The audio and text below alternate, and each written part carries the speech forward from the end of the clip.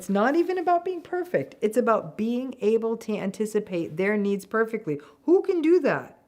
That really just means that they want you to be some sort of AI programmed robot that was created just for them and has no needs of your own. Have you ever been tested in a narcissistic relationship? I know every day feels like a test, but I really mean tested. I mean, the whole relationship feels like a test, right? But it goes beyond that. Narcissistic people actually do test you when you are in one of these relationships. And what does that look like? Let's take a look at a few things. So they may drop a sort of victimized bomb on you. Say something like, well, my employer started hinting that someday in the future they may have layoffs. And you may something like, oh, sorry to hear about that. It'll be fine. Now, in most of these cases, the thing that the person is sprinkling out there isn't happening. It's sort of a someday I'm going to die kind of thing, but they aren't sick. So you aren't responding like it's an acute crisis.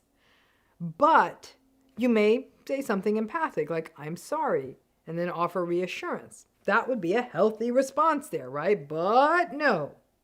Remember that whole mind reading thing? The day they drop these little test bombs on you, apparently there was a right answer, just like there is on a test. It may be that what you were supposed to say is, they're so lucky to have you in that job. You're never going to get laid off. You don't need to worry about it because you're the best. They may do this, give you that little test, because they needed more supply that day. Who the hell knows, right? In a recent video, we talked about the narcissistic gotcha, and the testing can be part of that gotcha model. They may, for example, suggest to you a night out on a night that you had already told them multiple times that you had a work meeting or other late commitment. And then they will call you out for not being committed to the relationship or for being selfish because all they wanted to do was spend time with you. They may ask you an odd question like, will you marry someone else if I die? And it's an absurd question, but the right answer is supposed to be never. I am eternally ride or die with you.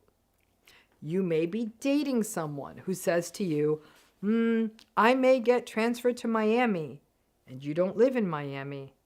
And you may actually ask them questions about the transfer.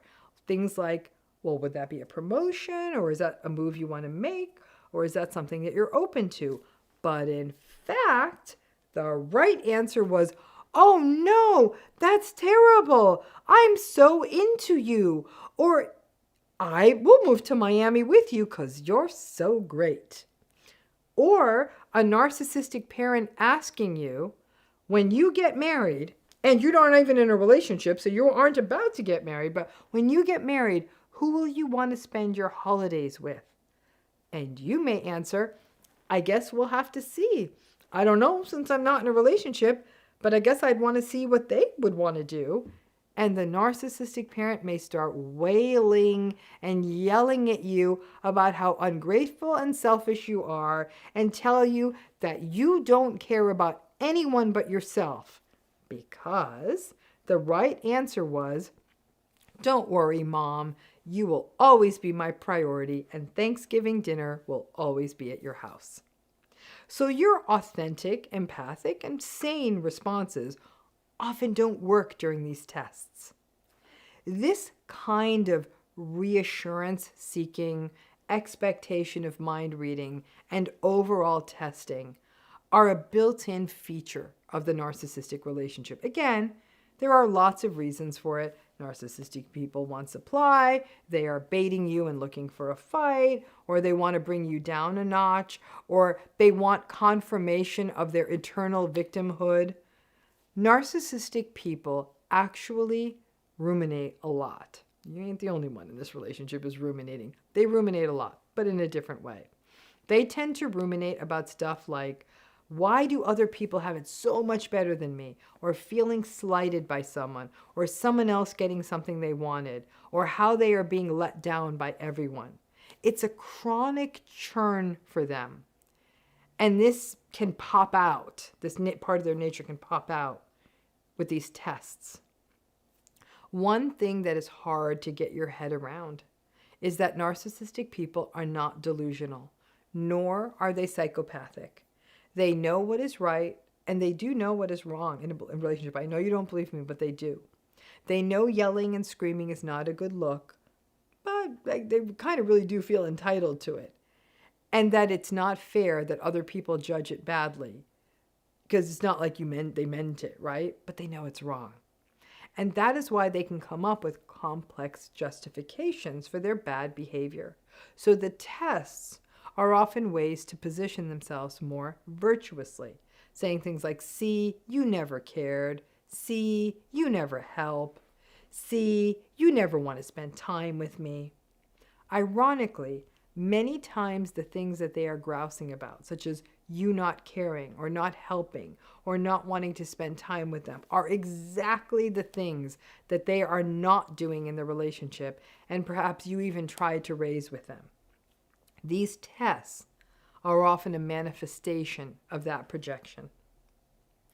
The chronic sentiment of a person in a narcissistic relationship is that, I can never get it right with them. You really can't. Since mind reading, especially mind reading of such a selfish, entitled, unempathic person, you're not always going to get it right. So yes, these manipulative tests remain part of the crazy-making equation of a relationship. My advice? Just keep being you and responding in a way that feels authentic to you. You're going to get it wrong anyhow. You might as well be true to yourself. Let's talk about humility. It's considered a good thing. I'm a fan, right? It implies being humble, to not drawing excessive attention to oneself or your accomplishments, to being a little self-effacing and being restrained in how you talk about yourself. Now, the dictionary definition is not as kind to the concept of humility as I am. Now, some definitions call it a freedom from pride and arrogance. That's kind of good. But other definitions hold that it is someone putting a low value to one's importance, which I don't think is great. Now, humility is associated with some good stuff. People higher in humility have better relationships. They're more flexible. They're more open. There's less ego. It's sort of an opposite of narcissism trait, and it is often associated with agreeableness. Now, many survivors of narcissistic relationships, in narcissistic parents or families, in narcissistic intimate relationships, narcissistic workplaces, are humble. And it's a bit of a chicken-egg issue, because humility is part of this larger personality trait of agreeableness, largely. Well, we know that agreeable people do tend to get stuck in narcissistic relationships. It doesn't really make sense that a narcissistic relationship would make a person more humble, and humility is considered a pretty stable trait. So at least in adult relationships, people bring that humility into the relationship in most cases. Now, humility also has a little bit of a temperament issue built into it. Some kids are more humble. You've seen this if you've ever observed kids. And it's likely all part and parcel of childhood agreeableness. But the issue is how this thing called humility is affected by and shaped by narcissistic relationships.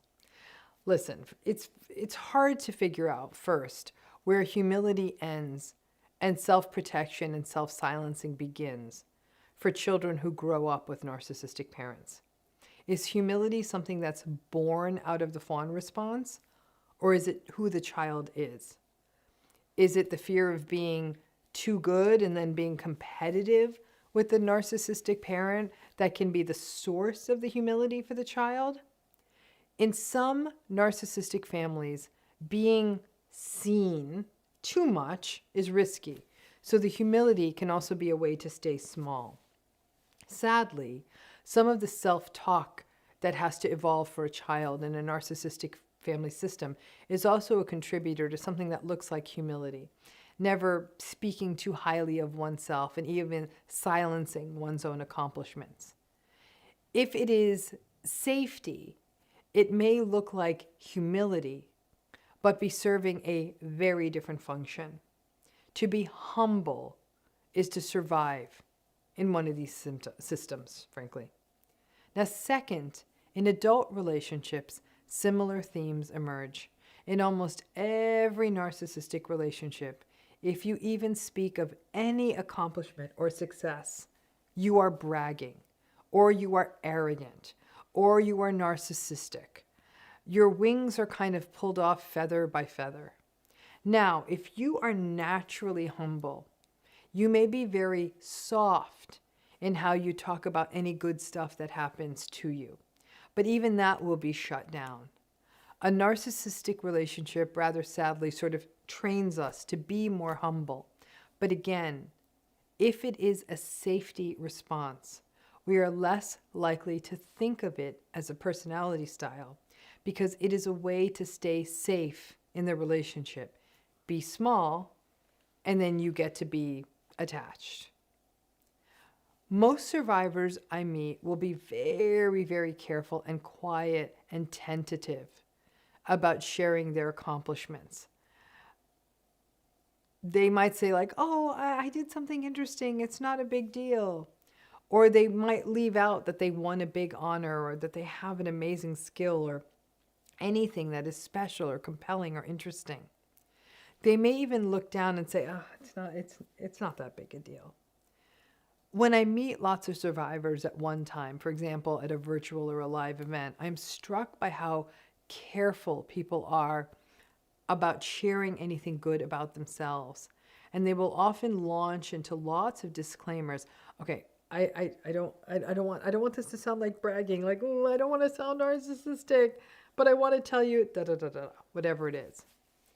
These are often people I observe doing very kind things for other people and not making it into a big, look at me moment or expect some kind of aggrandizement.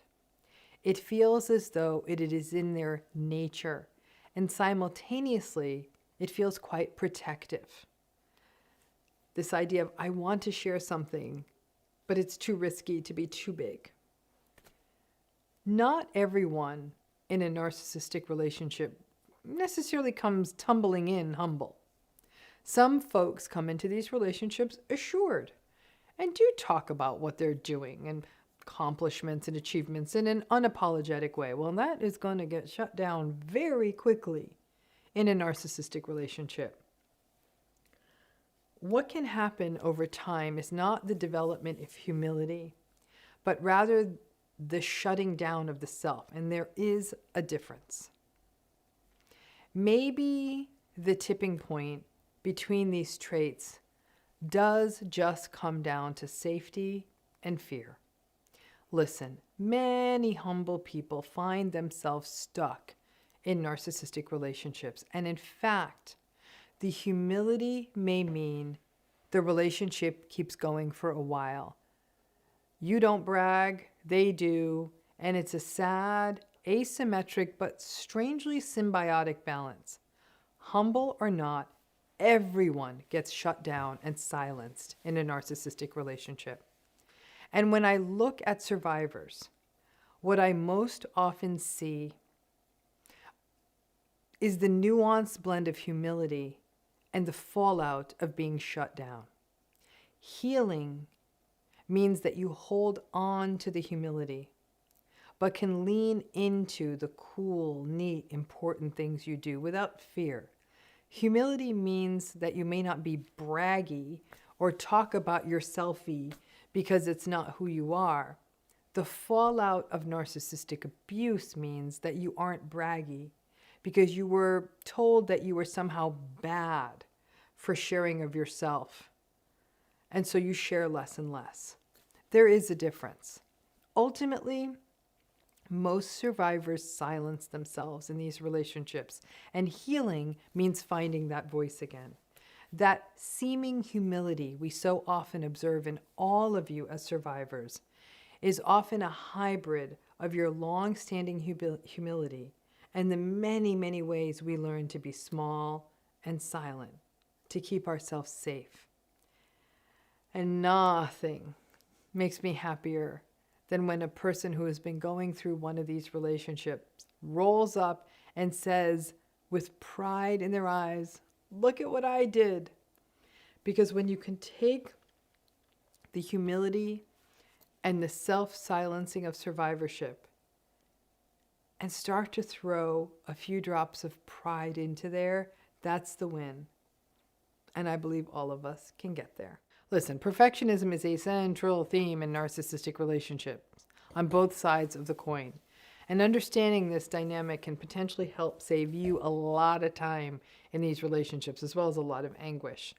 So let's start with the perfectionism on the side of the narcissistic person. It's a classical part of the pattern. It's part of the grandiosity and a delusional belief that something or someone could actually be perfect. And most importantly, that they are or can be perfect. This perfectionism is often the hub of a wheel from which a lot of the problems of the narcissistic relationship emanate.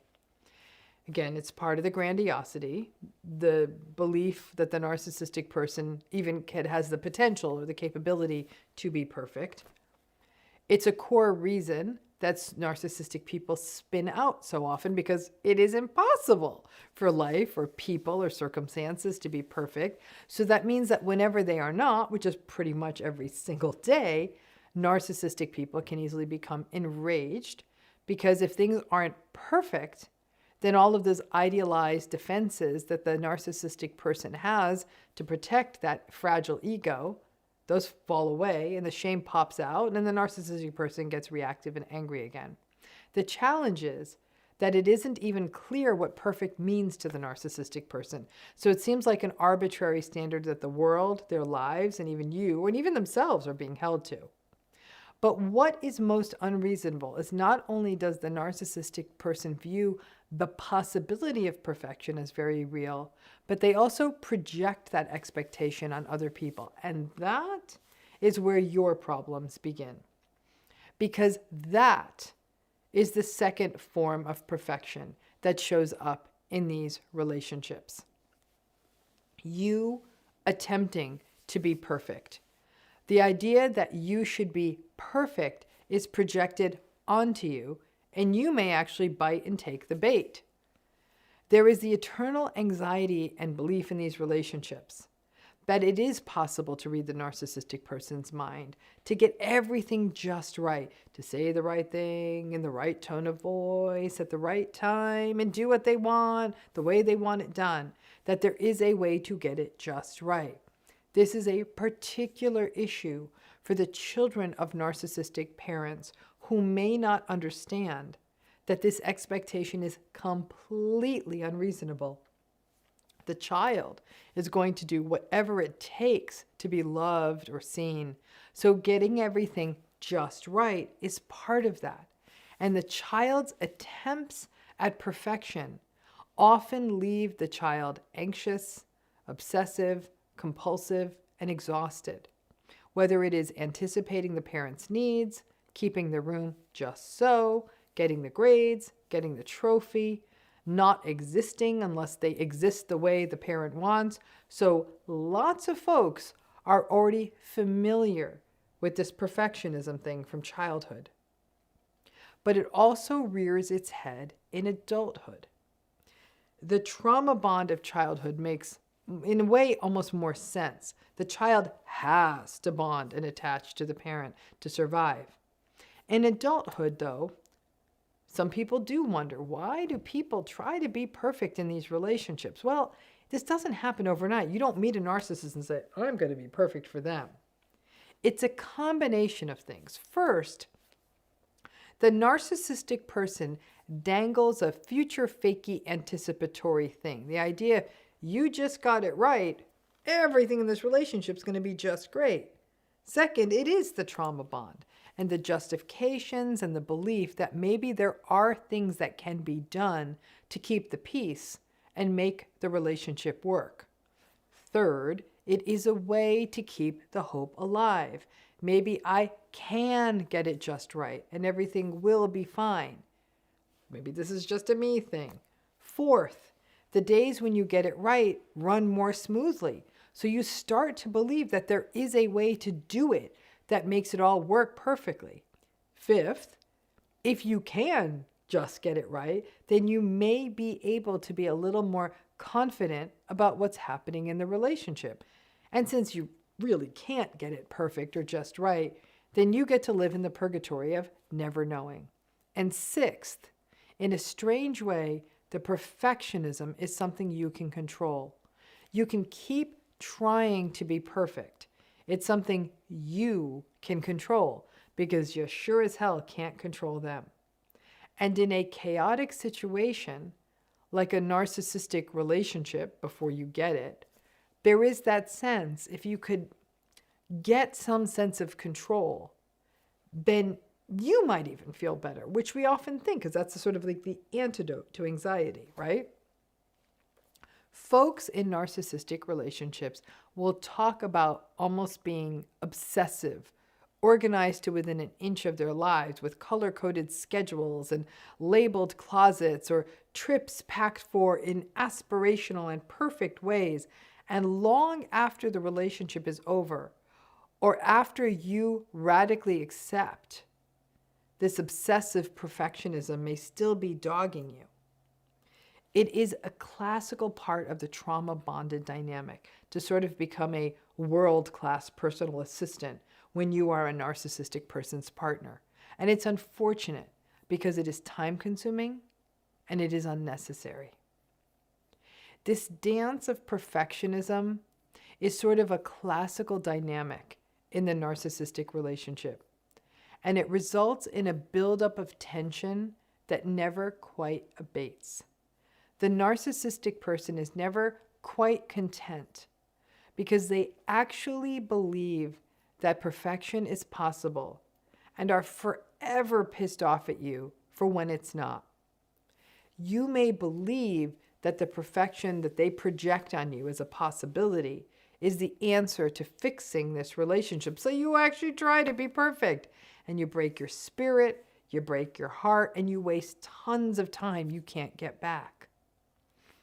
The perfectionism is a defense for the narcissistic person to manage their shame and as a hedge against their insecurity. And that is not your problem. You can't fix that. So once you understand it, it can help you understand that whether you do it perfectly or not, it doesn't matter because you don't even know what the hell they're looking for. I don't think they know what they're looking for. You can't get all of that obsessive time back. And that quest for perfection can pull you away from children, from other meaningful pursuits, from friendships, from things that matter to you, and just from the joy of life. The narcissistic person is always going to be unsatisfied, and sacrificing yourself won't help. The best way to take back control in these relationships is to radically accept and to see it clearly. And ultimately, once we understand that, and we understand that the perfectionism was a false narrative that was sold to us, there hopefully is a little anger for a minute because it actually is quite aggravating. But the day you can stop getting stuck in that impossible dance is removing one big tether that keeps you stuck to the narcissistic relationship. So I'm going to ask you a question. In your narcissistic relationship, you're trying to figure it out. Maybe it's been a while. Has anyone ever said to you, oh, come on now, let it go. Stop holding a grudge. Drop it in the comments if that's ever happened to you. Lots of survivors hear this, right? This idea of stop holding a grudge. It's certainly something you may have heard from narcissistic people themselves or the folks around you who are enably or just people who don't get it. Stop holding a grudge. Now, I know many survivors run into this. And narcissistic people have a real advantage with this line of thinking. They'll come out with stuff like, oh God, after they do something bad or say something bad, they'll say, can't you just let it go? Stop holding a grudge. Oh, why do you always hold on to things? So maybe we need to start out here and be a little bit clear on what a grudge is.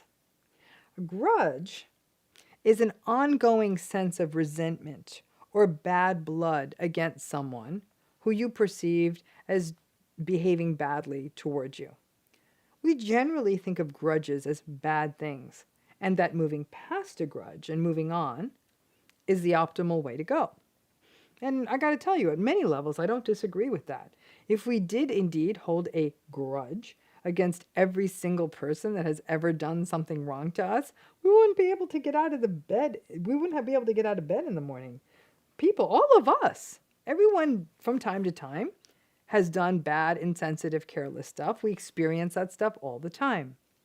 The measure of a healthy relationship is to be able to communicate about it and move forward and take accountability and all of that. And I definitely believe we can let go of grudges if there is some form and attempt at accountability and repair. A person apologizes to you, they take responsibility, they recognize you were hurt, and most pointedly, they don't repeat the behavior again. I think under those conditions, if a person that hurt you makes it right and takes ownership, to keep holding a grudge long after that can be unhealthy and certainly can stymie any relationship from moving forward. I get that. But then we have the so-called grudges that we may hold in narcissistic relationships. I'm not even sure it's the right word there. And grudginess is a really messy space in narcissistic relationships. Narcissistic people repeatedly do bad stuff. They invalidate, manipulate, gaslight, lie, cheat, minimize, criticize, they have contempt for you. Then, after those gaslighty, lying, minimizing days, there are the normal days. The days when you calibrate.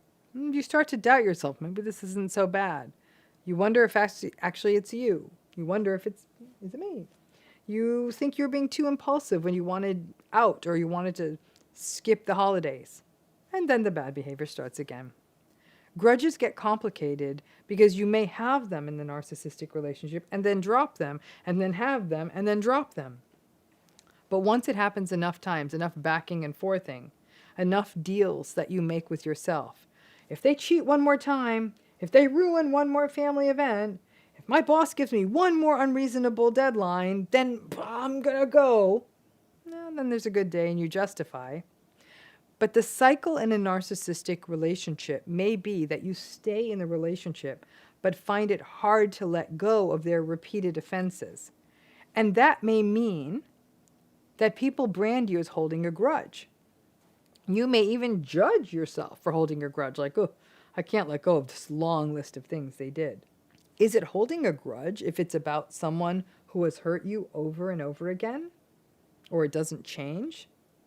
Those very people who label you as a grudge holder will also label you as not giving it enough of a chance if you leave, so frankly, there's no winning. Grudges have a bad brand. When we think about a grudge, we think of someone who's sullenly stewing, and instead of thinking of it as a grudge in your narcissistic relationship, even when people around you are saying that you're holding a grudge, maybe you could start framing it as awareness. It's a step toward radical acceptance. And it may shape things where instead of feeling angry, you may be in a place where you can frame it as, this is how this relationship will be. Because that can help you be more prepared when it goes down again, because it will go down again. They will behave badly. And be more discerning about whom you share your struggles with. Lots of people don't like hearing about narcissistic relationships. It feels negative, and it doesn't suit a lot of people's worldview. Your job isn't to validate someone else's worldview. It's far more important that you see things in your life clearly, painful as it may be, so you can take that so-called grudge and turn it into wisdom. So when someone tells you to stop holding a grudge, in some ways what they want you to do is have some sort of memory eraser, where you sort of forget about everything and kind of wake up each morning like you have no history behind you. Listen, that would be an interesting way to go through life. But how many times you need to have the door slammed on your fingers before you realize, like, oh, it's probably not a good place for my hand to stick your hand on that hot stove, to be Charlie Brown with the football. How many times you need to keep doing that? In fact, I got to say, as a kid, I actually lost a lot of patience with Charlie Brown. Much as I felt for him, I was like, come on, man. Like, you should be angrier at Lucy. That's a very appropriate emotion. So just as you're little, if you're young enough to know what Charlie Brown and Lucy were, to know that, yeah, Charlie Brown had warranted anger and even enough to hold a grudge against Lucy, but he kept going in. That was enough to frustrate all of us and may very well have been a foreshadowing for the adult narcissistic relationships we were about to enter. So expectations are everything when it comes to surviving and healing in a narcissistic relationship. The place to start is to remember that narcissistic people are perfectionistic.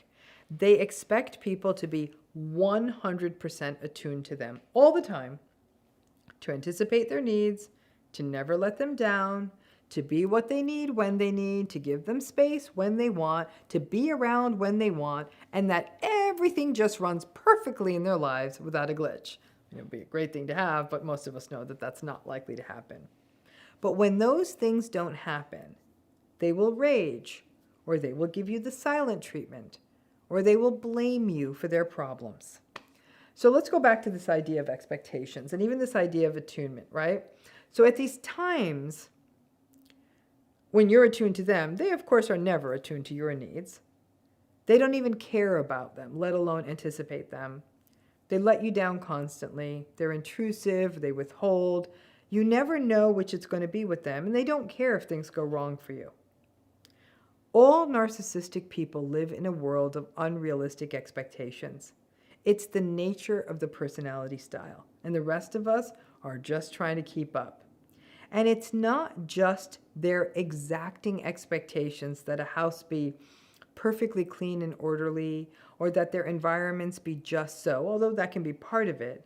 It's also that they expect people to be equally within their control. Listen, if they want to pay lots of money and hire lots of people to keep their underwear drawer alphabetized, or their perfect refrigerator, or their scary Bond villain office perfectly ordered, okay, then they can do that. But they also expect that people will exist and support their kind of sort of troubling precision as well. I remember in one narcissistic encounter that sticks out to me, I knew someone had had a big day, right? This is a person who often said that nobody ever supported them. Nobody ever cared for them. So I actually canceled some meetings and I drove out of my way and I made the person lunch. I knew that they'd had a big, complicated, difficult day, and I waited for them. And when they saw me there with the meal I had prepared for them, they lost it. They screamed at me, "How dare you? I had a terrible day. How dare you just show up here and expect me to eat this food?" My mistake was that I tried to anticipate their needs, and I anticipated them wrong. Had I had a perfect narcissistic detector for this person, then I could have read their mind and known that they wanted space. But here's the catch-22. If I had not cleared out my afternoon and been available, there's a decent chance that that person would have come at me for not being there for them. Always the two mantras to remember in a narcissistic relationship. You can't win, and it's not you. But because of these unrealistic expectations, narcissistic people feel chronically let down by other people.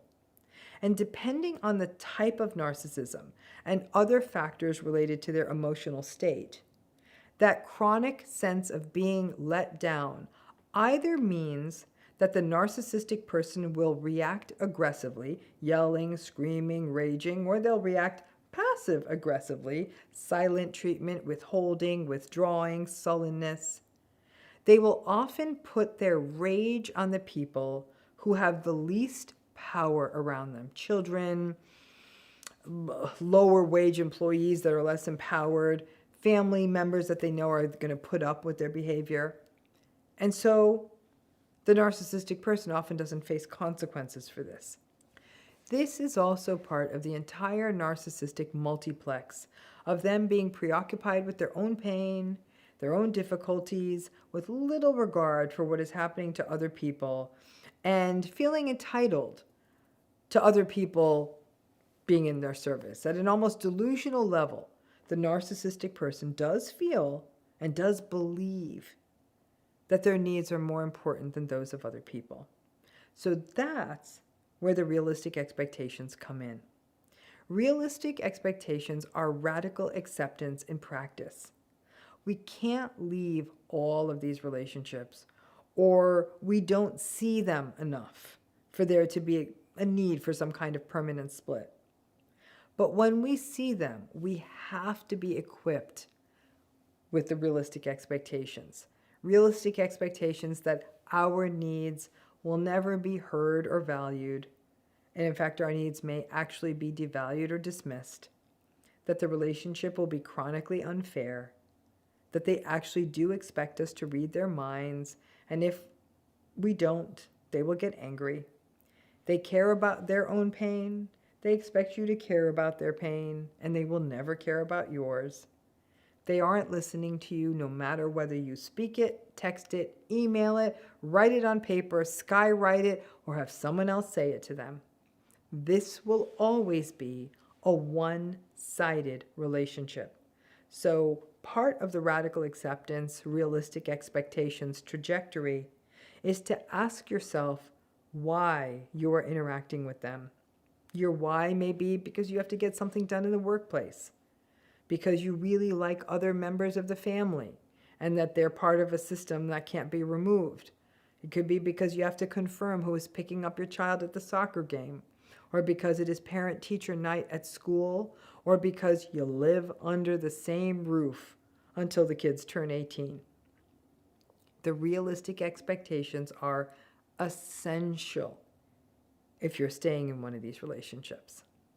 They also matter should you end the relationship, because again, there will be little expressed awareness by a narcissistic person of how their behavior may have contributed to you stepping back or stepping away, but you will hear about how it is a problem for them that you did this.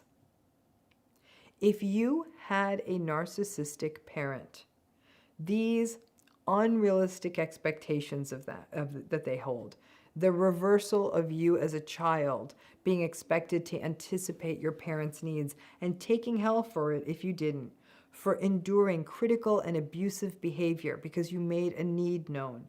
It creates long-term impacts, such as having difficulty expressing your needs, your feelings in adult relationships, trusting yourself, of doubting yourself, and even the formation of your identity gets impacted. You get the painful lesson that your needs are shameful, and love means that you have to be a mind reader and a capitulator. That is not a good precedent. So their unrealistic expectations are the reason for your realistic expectations. Otherwise, you can easily spend a lifetime being pulled into their perfectionistic expectations. We already have enough trouble with perfectionism in our filtered, artificial lives on social media, unrealistic expectations from society world. So when you throw onto that the idea that the narcissistic relationship leaves you believing that if you are perfect, everything will be okay, and that your lack of being perfect is why the relationship is a mess. Again, remember, it's not you. And it's not even about being perfect. It's about being able to anticipate their needs perfectly. Who can do that? That really just means that they want you to be some sort of AI programmed robot that was created just for them and has no needs of your own. And yet, people try to be this and do this for narcissistic parents, for partners, for bosses. It's not possible. Perfect is not just the enemy of good, it's the enemy of mental health. I remember once believing and really believing that I could be that person who is in great shape and looks pretty and have a perfectly clean house and know how to cook and always respond to my kids in exactly the right way and never get angry and always have nice things to say and always be cheerful and get along with everyone and succeed at work and have enough money. I thought if all that happened, if I could do that, if I finally could get it right, then my relationships would work and everyone would like me. And I wasn't able to, so I just believed I wasn't trying hard enough. I sacrificed my physical and mental health on that altar, and it still didn't work. I watch thousands of people do this every day, and it doesn't work. We are not designed to be pacifiers and punching bags and mind readers. The primary challenge in narcissistic relationships is that you are not a person to them. You are supply. And if you are supply, and your supply isn't what they want, well, even if you get it 90% of it right, they will focus on the 10% that wasn't exactly what they wanted. Realistic expectations are the only antidote to their unrealistic ones. Good luck and thanks.